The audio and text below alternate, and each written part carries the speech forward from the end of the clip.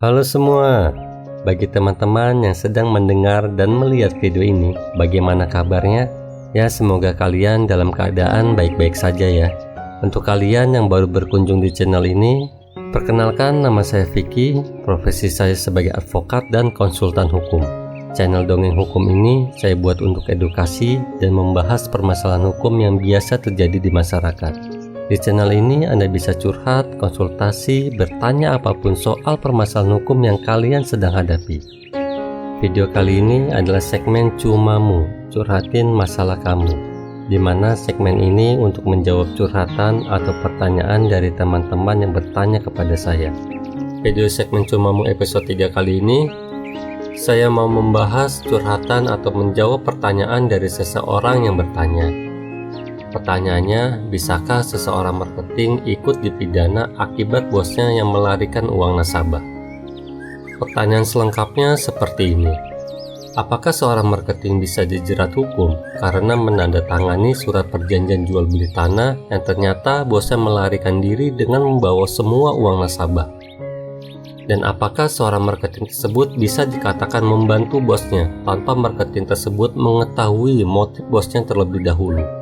Sebelumnya, kita perlu melihat pengertian perjanjian menurut hukum perdata, yaitu menurut pasal 1313 KUH Perdata, perjanjian adalah suatu perbuatan dengan mana satu orang atau lebih mengikatkan dirinya terhadap satu orang lain atau lebih.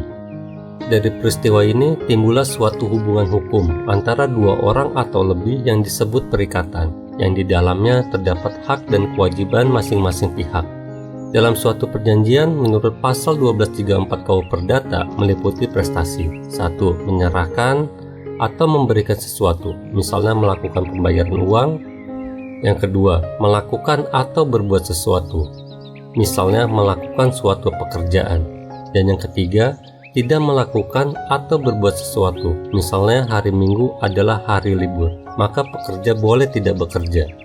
Dalam pertanyaan tersebut di atas tentang tanda tangan marketing di dalam PPJB, PPJB itu sendiri singkatan dari Perjanjian Pengikatan Jual Beli. Pada umumnya memuat beberapa unsur penting berikut ini. 1. Para pihak yang melakukan kesepakatan. 2. Kewajiban penjual dan pembeli. 3. Uraian objek PPJB. 4. Jaminan penjual bahwa tanah tersebut tidak dalam sengketa.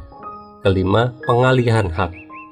Yang keenam, pembayaran pajak masing-masing pihak. Yang ketujuh, pembatalan pengikatan.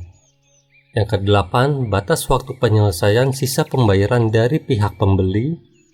Yang kesembilan, keadaan memaksa. Yang kesepuluh, penyelesaian perselisihan. Dan yang kesebelas, tanda tangan para pihak atau yang mewakili disertai surat kuasa.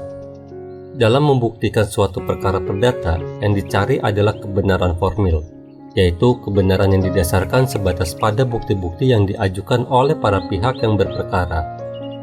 Sehingga tanda tangan para pihak atau yang mewakili disertai surat kuasa menjadi suatu kekuatan hukum yang mengikat para pihak. Tetapi apakah tanda tangan itu sah atau tidak? Mari kita bahas. Saya bahas dahulu tindak pidana pemalsuan surat.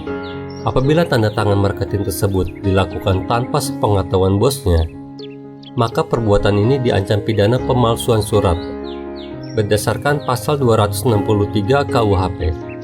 1. Barang siapa membuat surat palsu atau memalsukan surat yang dapat menimbulkan sesuatu hak perikatan atau pembebasan hutang atau yang diperuntukkan sebagai bukti daripada suatu hal dengan maksud untuk memakai atau menyuruh orang lain memakai surat tersebut seolah-olah isinya benar dan tidak palsu, diancam jika pemakaian tersebut dapat menimbulkan kerugian karena pemalsuan surat dengan pidana penjara paling lama 6 tahun.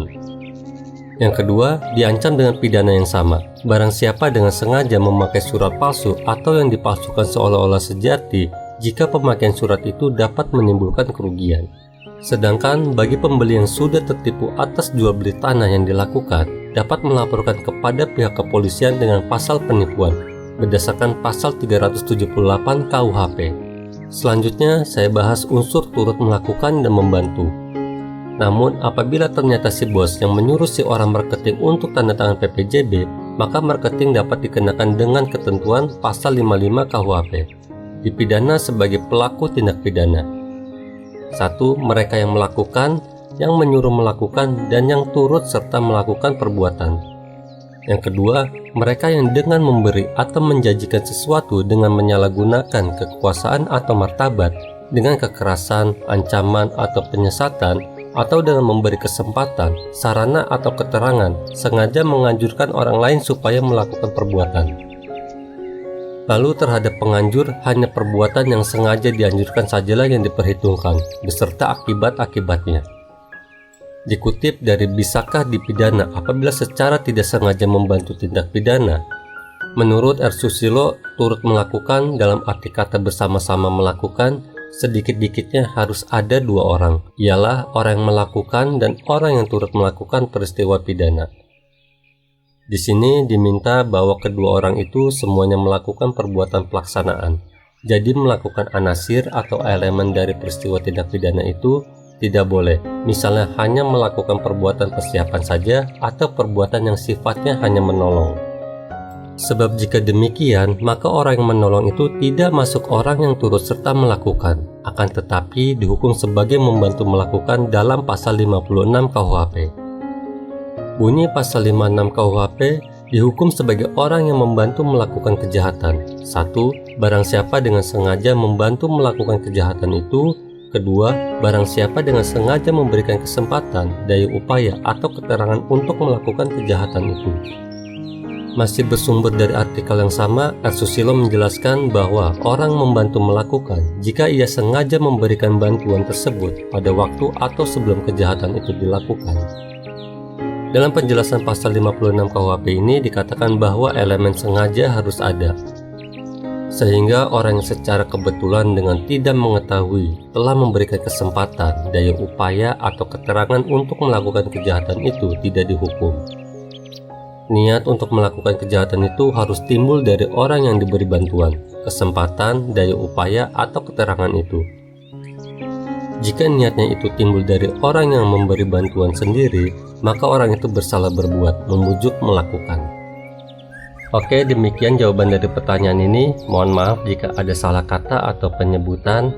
Semoga video ini menjadi solusi untuk orang yang sudah bertanya dan untuk para penonton video ini. Jika teman-teman atau ada orang terdekat kalian yang mengalami permasalahan hukum, silahkan tanyakan saja melalui DM saya di Instagram atau komentar di video ini. Selagi bisa dijawab, pasti saya akan jawab.